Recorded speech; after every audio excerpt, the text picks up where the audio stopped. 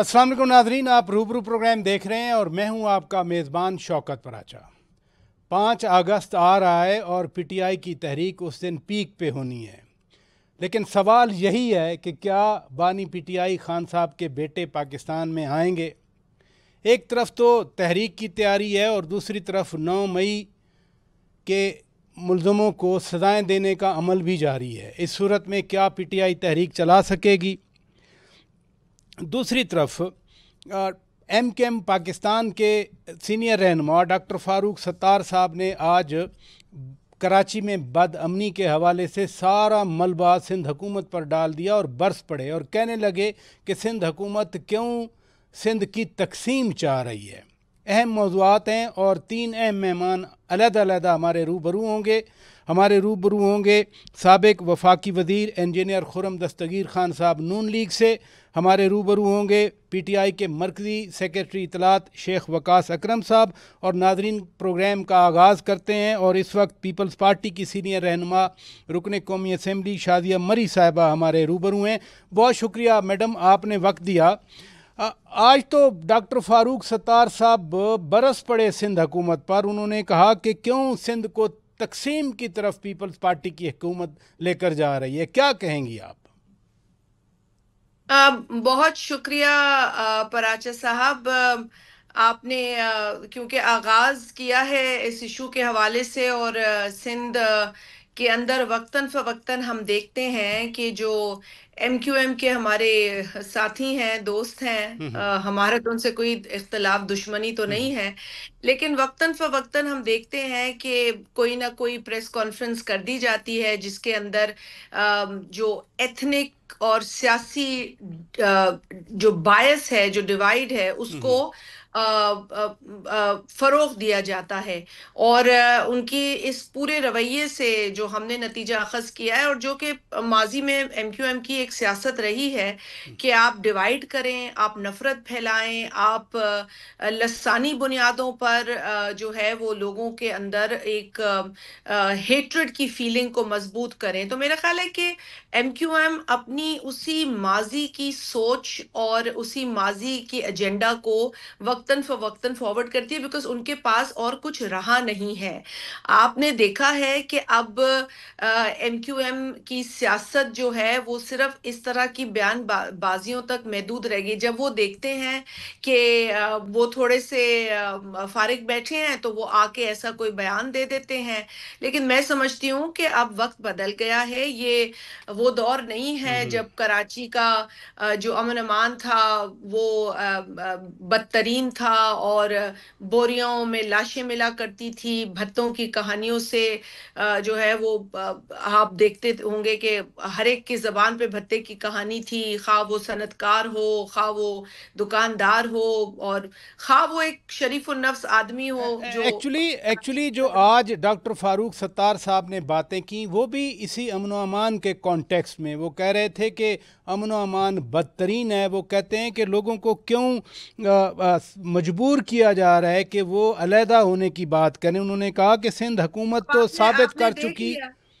जी देखें, आप ये बात जो आपने की ना, क्योंकि मैं नहीं जानती थी कि उन्होंने एग्जैक्टली क्या कहा, लेकिन उनकी जो इनके अंदाज़े गुफ्तगू रहा है, मैं तो उसकी बुनियाद पे बात कर रही थी। और जो हुकूमत सिंध की जानिब से इनको जवाब भी दिया गया है कि ये बार बार लसानी बुनियादों पर डिवाइड को मजबूत करते हैं और उसी पे बात करते हैं, क्योंकि इसके अलावा तो इनकी कोई पॉलिटिक्स है नहीं ना। देखिए, पहले इन्होंने पढ़े लिखे तबके की बात की, फिर इन्होंने सबको जो है वो वायलेंस पे लगा दिया, बंदूकें थमा दी। इनका जो एक पुराना लीडर है वो कहता था अपने फ्रिज और टीवी बेच दो और असला खरीदो और मार धाड़ करो और कत्लो गारत करो। और आपको पता है कि कराची शहर ने बहुत भुगता है, और आज भी लोग कानों पे हाथ रखते हैं जब उस दौर को याद करते हैं। तो इसमें तो कोई दो राय नहीं है।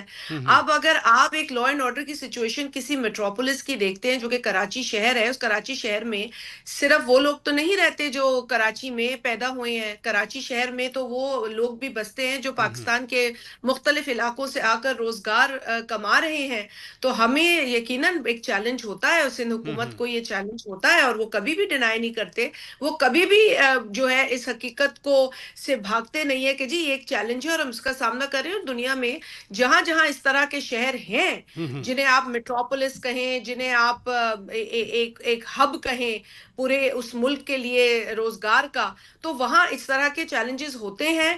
بہت بڑا چیلنج جو اس وقت سندھ حکومت کو فیس ہے، لیکن اس پر یہ کہہ دینا کہ علیحدہ ہونا، یہ ایک میں سمجھتی ہوں ان کی اس سوچ کی عکاسی کرتا ہے جو تقسیم میں یقین رکھتی ہے۔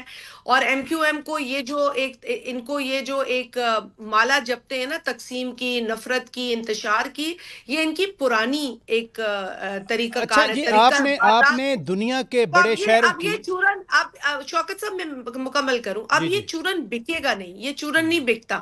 ہاں آپ ہمارے ساتھ آپ ایک تنقید کر سکتے ہیں، واقعات ہوتے ہیں جس پر ہم بھی افسوس کرتے ہیں، جس پر ہم بھی کہتے ہیں کہ حکومت اور زیادہ ایکشن لے، اور وہ خود تسلیم کرتے ہیں، اور وہ خود اچھا دیکھیے جس شکایات چیلنج بھی کا۔ نا میڈم شکایات بھی اسی طرح کی ہیں، مثلا آج بھی وہ کہہ رہے تھے کہ جی جو کراچی پولیس ہے وہ تو ڈاکوؤں سے بھتہ لیتی ہے، اس لیے وارداتیں، قتل، اس طرح کے کام ہوتے ہیں وہاں پر۔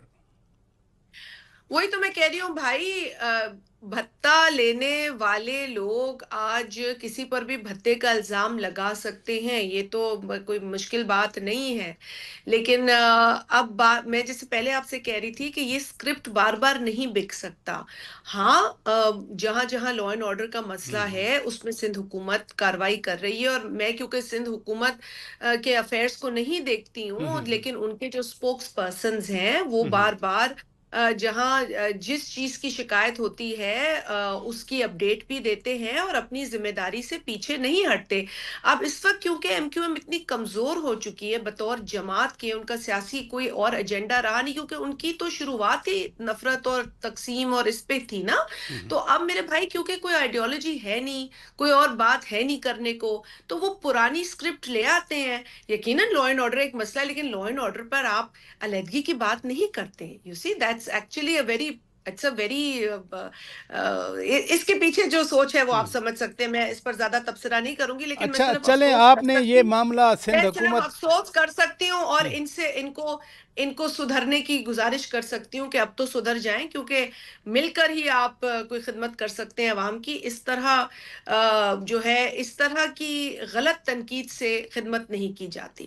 اچھا آپ سندھ حکومت کے ترجمانوں کے حوالے سے کہہ گئیں کہ سندھ کے معاملات دیکھتے ہیں، لیکن ادھر پورے ملک کی سیاست کو اگر دیکھا جائے، تحریک انصاف اب تحریک چلانا چاہ رہی ہے، احتجاج کرنا چاہ رہی ہے، اوپر سے 9 مئی کے لوگوں کو سزائیں ہو رہی ہیں، یہ کھیل اب کن مراحل میں ہے؟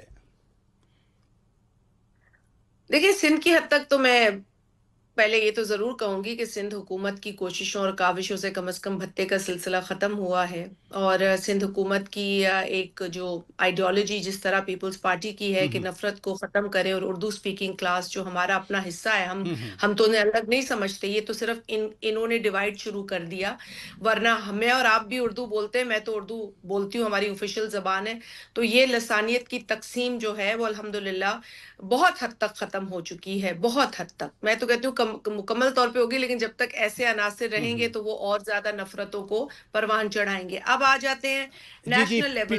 ٹی آئی کے حوالے سے دیکھیں ہم نے ہمیشہ یہ کہا کہ پی ٹی آئی جو ہے وہ پالیٹکس کرے، پولیٹیکل لوگوں سے بات کرے، پولیٹیکل ڈائیلاگ کرے، ڈائیلاگ میں انگیج کرے، لیکن اگر پی ٹی آئی پولیٹیکل لوگوں سے بات نہیں کرتی، وہ سیاست کو یا سیاست میں ڈائیلاگ کو ترجیح نہیں دیتی، اور وہ جن لوگوں سے بات کرنا چاہتی ہے ان کو آئینی طور پر، جو ہمارا بھی یہ ماننا ہے اور یہ ایک طے شدہ فیکٹ ہے کہ ان کو سیاست میں مداخلت نہیں کرنی چاہیے، اور وہ خود ان کو گھسیٹتے ہیں، جب وہ ان کی مدد سے آ جاتے ہیں تو ان کو قوم کا باپ کہتے ہیں، اور جب وہ لوگ نہیں چاہتے پالیٹکس میں مداخلت کرنا تو وہ برے لوگ ہو جاتے ہیں، اور وہ ان کے خلاف مہم چلائی جاتی ہے۔ تو میں سمجھتی ہوں کہ پی ٹی آئی بہت حد تک ایکسپوز ہو چکی ہے، اور ابھی بھی نہیں ہوئی تو پھر لوگوں کو ہوش کے ناخن لینے کی ضرورت ہے۔ ہاں اگر پی ٹی آئی آج بھی پولیٹیکل ڈسکورس یا ڈائلاگ یا ڈسکشن میں آتی ہے تو پیپلز پارٹی نے تو ہمیشہ کہا ہے کہ جی پولیٹیکل ڈائلاگ سے ہی مسئلے حل ہوتے ہیں. ہمارے چیئرمین جناب بلاول بھٹو زرداری صاحب کا تو یہ بڑا فیمس ان کا کال ہے کہ جی امپاسبل بھی جو ہے وہ پولیٹیکل ڈائلاگ سے حل ہوتا ہے. تو لیکن پی ٹی آئی پالیٹکس کے از لوگ the art of impossible. P T G I کے لوگ یہ بھی شکایت کرتے ہیں کہ وہ مسلسل جیلوں میں ہیں، بلکہ وہ تو کہتے ہیں کہ ہم زیادہ جو ہے وہ اس وقت صعوبتیں برداشت کر رہے ہیں. پیپلز پارٹی کے لیڈرشپ بھی جیلوں میں رہی، خود صدر آصف زرداری صاحب 11-12 سال جیل میں رہے، تو وہ کمپیریزن میں لے آتے ہیں ان چیزوں کو. بس اب کمپیریزن کوئی اور ہے نہیں نا کرنے کو. پیپلز پارٹی کے ساتھ اگر کمپیریزن کرنا ہے تو پیپلز پارٹی کی موومنٹ کو اور ان کی آئیڈیالوجی کو سمجھنے کی ضرورت ہے. پیپلز پارٹی نے کبھی ذات کی سیاست نہیں کی ہے. انہوں نے جمہوریت کے حصول اور جمہوریت کے استحکام اور مضبوطی کے لیے سٹرگل کیا ہے اور قربانیاں دی ہیں، لاشیں بچھائی ہیں. سب سے بڑا قبرستان اگر اس پورے خطے میں جمہوریت کے لیے قربانی اور جان دینے والوں کا ہے تو وہ پاکستان کے اندر گنی خدا بخش میں موجود ہے. یہ مثال یہ ہے. واقعی صحیح ہم بات ہے، بڑی ایگزامپل ہے. بہت شکریہ شازیہ مری صاحبہ، آپ نے وقت نکالا. ناظرین بریک لیتے ہیں، بریک کے بعد جب واپس آئیں گے انجینئر خرم دستگیر خان صاحب ہمارے روبرو ہوں گے. مری اجلاس کے حوالے سے میرے کچھ کوسچنز ہیں ان کے لیے، وہ بریک کے بعد ناظرین بات کرتے ہیں. Stay with us. Welcome back ناظرین، آپ روبرو پروگرام دیکھ رہے ہیں اور اس وقت ہمارے روبرو ہیں مسلم لیگ نون کے مرکزی رہنما، سابق وزیر خارجہ، وزیر تجارت انجینئر خرم دستگیر خان صاحب. بہت شکریہ خان صاحب، آپ نے وقت دیا. یہ مسلسل مری میں مشاورت ہو رہی ہے. میاں نواز شریف صاحب، وزیر اعظم میاں شہباز شریف صاحب، وزیر اعلیٰ پنجاب مریم نواز شریف صاحبہ. خیریت ہے؟ پی ٹی آئی کا اتنا دباؤ آ گیا ہے کہ اس حد تک اب سر جوڑ کے بیٹھنا پڑ رہا ہے. پی ٹی آئی کی تحریک تو آ گئی سر پہ. نہیں، پی ٹی آئی کی تحریک تو یہ سبجیکٹ نہیں ہے. اس کے اچھا. دو سبجیکٹ ہیں. ایک تو پارٹی کی کچھ انٹرنل آرگنائزیشن جو ہے اس کے اوپر گفتگو ہو رہی ہے، اور دوسرا جو ہے وہ جو اب ایک موقع ہے مارکہ حق کے بعد ہماری خیال میں کچھ زیادہ گہری اصلاحات کرنے کا. اچھا. اور اس کے لیے جو یعنی موقع بنا ہے وہ اس لیے بنا ہے کہ بجٹ میں کچھ ایسے سٹیپس لیے گئے جس پہ کچھ غلط فہمی پیدا ہوئی. وہ اب وفاقی حکومت جو ہے غلط فہمی پیدا جو اس کو دور کر رہے ہیں، وہ کوشش کر رہے ہیں تاکہ جو ہے تاجروں سے اور بزنس مین سے.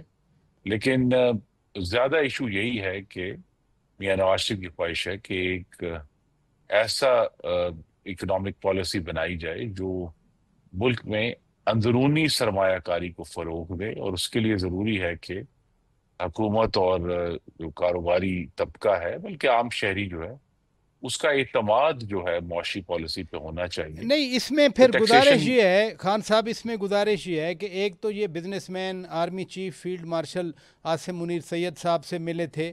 یہ ایکسرسائز یا اکنامک پالیسی بنانا یہ تو بجٹ سے پہلے بننا چاہیے تھی. بجٹ پاس ہو گیا، نہیں، وہ وہ منی بل دیکھیے ہے. نہیں، بجٹ تو پاس ہو گیا، لیکن اس میں جو ظاہر ہے ہمارے پاس آئی ایم ایف کی بھی جو ہماری اپنی مانی ہوئی کنڈیشنز ہیں وہ بھی ہمارے سامنے. لیکن اب کوشش یہی ہے کہ ایک الحمدللہ بڑے عرصے کے بعد پاکستان میں بیک وقت معاشی اور مالیاتی اور سیاسی استحکام آیا. 3 قسم کا بڑا کم ہوتا ہے، تو لہذا اس کا فائدہ اٹھاتے ہوئے اور کون سے ایشوز ہیں جنہیں ہمیں حل کرنا ہے، خاص طور پہ آپ نے بڑی اہم وفاق بات کی سر، 1 منٹ نا، اتنی اہم بات کی آپ نے کہا کہ سیاسی استحکام آ گیا ہے. ہمیشہ میں بھی سنتا رہا ہوں، کہا جاتا ہے کہ سیاسی استحکام سے معاشی استحکام آئے گا، لیکن یہ سیاسی استحکام کو آپ چیلنج نہیں دیکھتے؟ علی امین خان گنڈا پور کہہ گئے تھے لاہور میں بیٹھ کے کہ آر ہوگا یا پار ہوگا، یا پھر 5 اگست کو پیک پہ ان کی تحریک جانی ہے. خان صاحب کے بیٹے آ رہے ہیں پاکستان، تو اس کو ہم پھر آپ کے پرسپیکٹو میں سیاسی استحکام سمجھیں؟ یعنی پی ٹی آئی کی تحریک سے کوئی خطرہ نہیں، وہ پہلے ہی ناکام ہو گئی شروع ہونے سے. جی، اس لیے کہ دیکھیے خاموشی جو ہے وہ استحکام نہیں ہے. یا اپوزیشن کی موجودگی یا اپوزیشن کا کرنا وہ عدم استحکام بھی نہیں، ان کی احتجاجی تحریک اگر تو عدم استحکام انہوں نے کوشش کی 2 دفعہ پیدا کرنے کی، 9 مئی 2023 کو اور پھر 26 نومبر 2024 کو، اس میں وہ ناکام ہوئے، اور جو حکومت تھی دونوں وقتوں میں وہ اس سارے معاملے کو انہوں نے برداشت کیا اور آگے چلے. تو لہذا اگر تو وہ پرامن تحریک چلاتے رہتے ہیں تو وہ بھی ایک معاملہ ہوگا، بہت اچھا ہوگا اگر وہ پرامن تحریک چلائیں.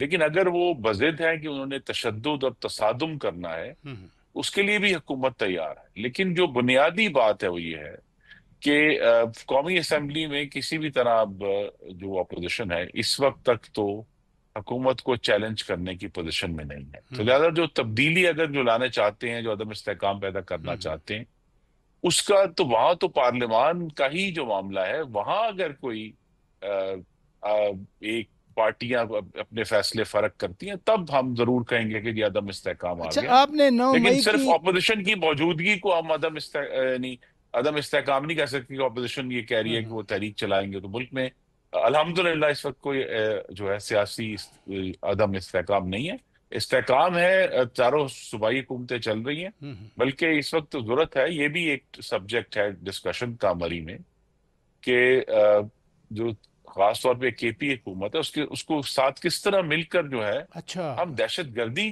کی گفتگو کا آغاز کریں، تاکہ وہاں جو مستقل طور پہ ہمارے فوجیوں کی، افسروں کی اور جوانوں کی، ہمارے شہریوں کی جو جانیں جا رہی ہیں، اس سے کیسے ہم باہر نکل سکتے ہیں. کیونکہ یہ جو خیبر ایک منٹ پختونخوا سر، ایک حکومت کا منٹ. یہ جو آپ نے کے پی حکومت کے ساتھ مل کر دہشت گردی کے خاتمے کی بات کی، نائب وزیر اعظم وزیر خارجہ اسحاق ڈار صاحب پارلیمنٹ میں بھی بات کر گئے، پھر کوئی اور بھی تقریر تھی. آج تو امریکہ میں کھڑے ہو کے انہوں نے کہا کہ جو کابل میں چائے کا کپ پیا گیا اس سے بڑا نقصان ہوا. وہ جنرل فیض صاحب کے حوالے سے بات کر رہے تھے، اور انہوں نے یہ بھی بتایا کہ اس پالیسی کے تحت 30-40 ہزار ٹی ٹی پی کے لوگوں کو واپس لایا گیا.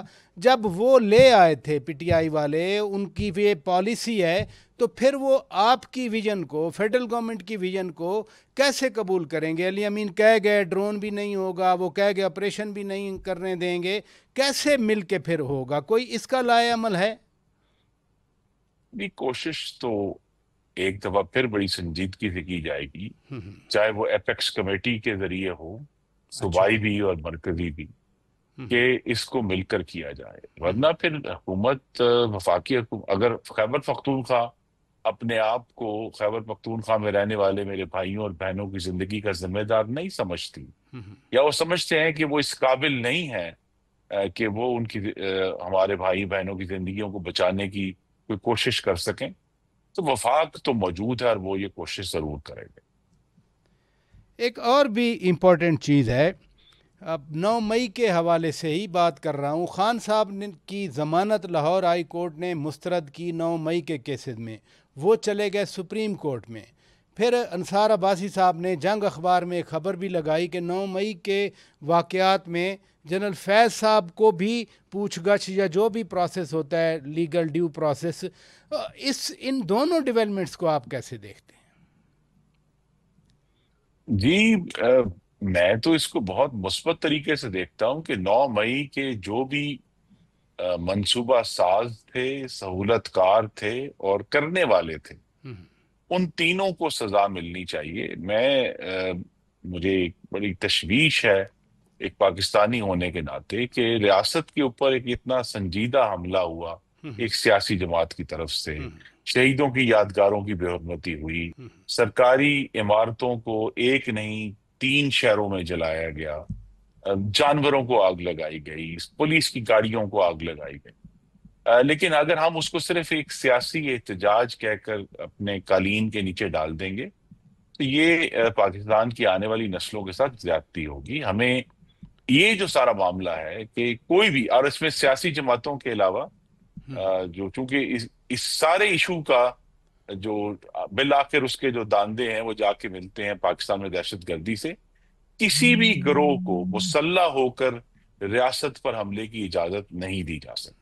اب وہ سیاسی جماعت ہو، وہ کوئی مذہبی جتھا ہو، وہ کوئی ویسے کوئی کرمنل جتھا ہو، لیکن اب ہمیں اس بات کو یقینی بنانا ہے، کیونکہ اگر ہم اتنی بڑی قربانی دے کر، اب 80,000 پاکستانیوں کی ہم قربانی دے چکے ہیں، آج بھی دے رہے ہیں، تو اگر ہم نے اس سے درست سبق نہ سیکھے، اور سبق یہی ہے کہ وہ کوئی بھی جو مسلح گروہ ہے اس کو ریاست پر اور پاکستان کے شہریوں پر حملہ کرنے کی اجازت نہیں دی جائے گی۔ بالکل صحیح فرمایا آپ نے، بہت شکریہ انجینئر خرم دستگیر خان صاحب۔ ناظرین ہمارے روبرو تھے، یہاں بریک لیتے ہیں، بریک کے بعد جب واپس آئیں گے پی ٹی آئی کے مرکزی رہنما مرکزی سیکریٹری اطلاعات شیخ وقاص اکرم صاحب ہمارے روبرو ہوں گے۔ اسٹے ود اس۔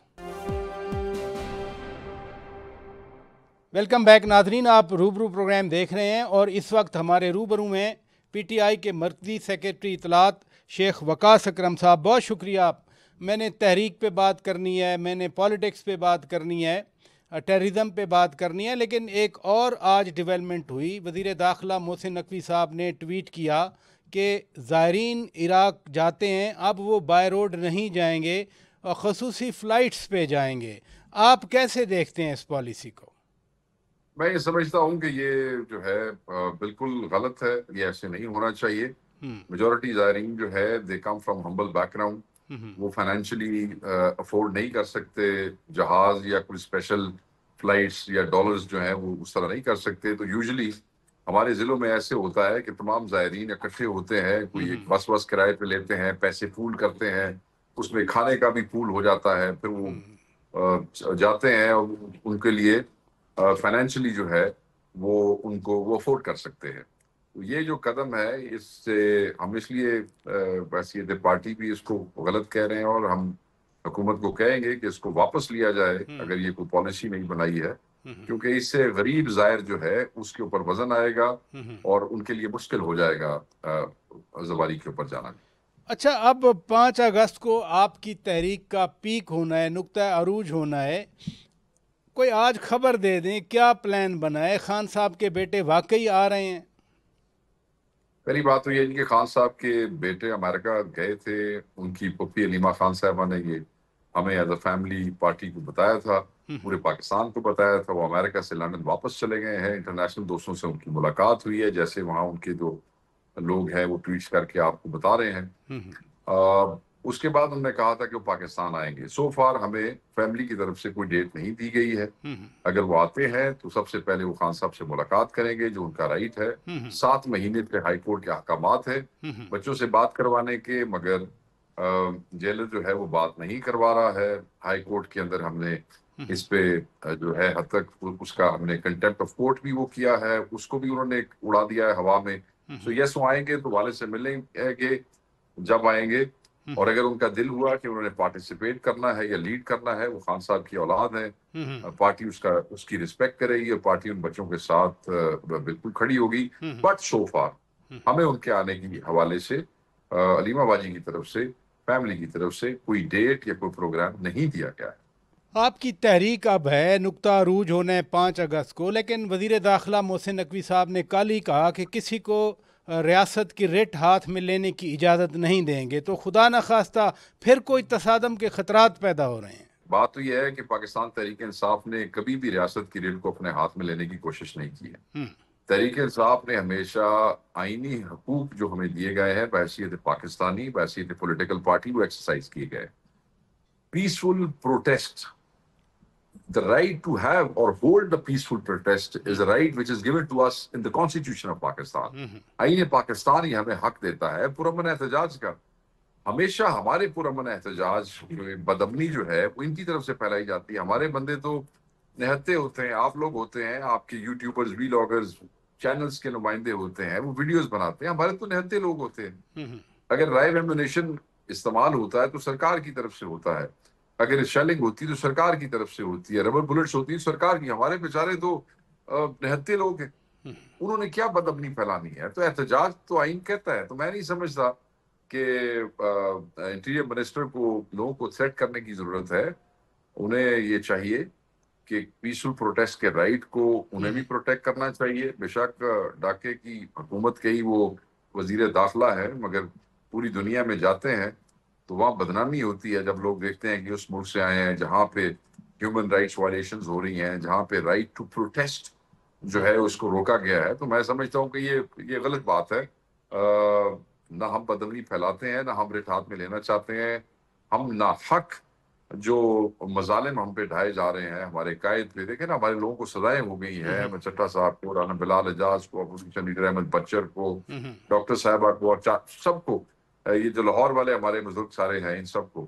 سر اتنا، اور خان صاحب 2 سال سے 5 اگست کو 2 سال ہو جائیں گے ان کی گرفتاری کو، ناحق پے نے اندر، تو وہ احتجاج بھی نہ کریے قرآن رہائی واسطے. اچھا، اس میں ایک اور بھی چیز ہے شیخ صاحب، ایک اور بھی چیز ہے کہ سیکیورٹی کے مسائل ہیں آپ کے صوبے میں، یعنی جہاں آپ کی حکومت ہے، خیبر پختونخوا کی بات کہوں، شدید دہشت گردی ہے. آپ سے پہلے انجینئر خرم دستگیر خان صاحب بات کر رہے تھے، اور مری میں آج اجلاس ہوا، میاں نواز شریف صاحب، وزیر اعظم شہباز شریف صاحب، وزیر اعلیٰ مریم نواز صاحبہ.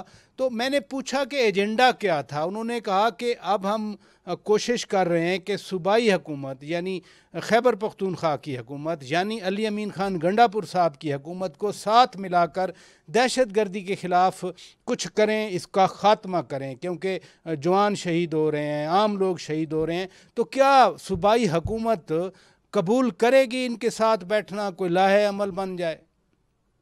دیکھیں، جو صوبائی حکومت کی آئینی ذمہ داریاں ہیں وہ بالکل وہ آلریڈی پوری کر رہے ہیں دہشت گردی کے حوالے سے، اور آگے بھی کرتے رہیں گے. That doesn't include sitting with the chief minister Punjab, یا پی ڈی ایم کے ان لوگوں کے ساتھ بیٹھنا، پی ڈی ایم 2 والوں کے ساتھ بیٹھنا، یا نون لیگ کے ساتھ بیٹھنا. جو آئینی ذمہ they are on the front line, ان کے اپنے پولیس والے شہید ہو رہے ہیں، ان کی اپنے جو عوام ہے ان کی وہ کولیٹرل ڈیمیج وہ ہو رہی ہے. تو اس میں وہ اسی لیے وہ کہتے ہیں کہ ہم بات چیت سے معاملات حل کرنا چاہتے ہیں. ہم نہیں چاہتے کہ آپریشنز کے نام پہ کولیٹرل ڈیمیج میں سیولینز ڈیتھس ہوں. نہیں، اگر کوئی ایپیکس کمیٹی، جو ماضی میں بھی ایپیکس کمیٹی رہی، کوئی اس طرح ہر صوبے کی ایپیکس کمیٹی ہے، ہر صوبے کی اپنی ایپیکس کمیٹی ہے، اور نیشنل لیول پہ ایک اپنی ایپیکس کمیٹی ہے، اور ان ایپیکس کمیٹیوں کے اندر ہمیشہ کے پی کی سرکار جو ہے وہ اپنی بھرپور نمائندگی کرتی ہے اور اپنا انپٹ دیتی ہے، اور ان سے بھی کہتی ہے کہ اپنا کردار ادا کریں. فیڈرل گورنمنٹ کا ایک اپنا کردار ہے جو ہم سمجھتے ہیں کہ وہ صوبے میں ادا نہیں کرتے، اور سارا وزن جو ہے وہ صرف اور صرف کے پی کی گورنمنٹ پہ آ جاتا ہے. یعنی میں یہ سمجھوں آپ کی بات سے کہ اگر کوئی ایسا پلان بنتا ہے جس میں صوبائی حکومت کو ساتھ بٹھانے کی پیشکش کی جاتی ہے، تو پھر علی امین خان گنڈا پور صاحب کی حکومت ساتھ نہیں بیٹھے گی.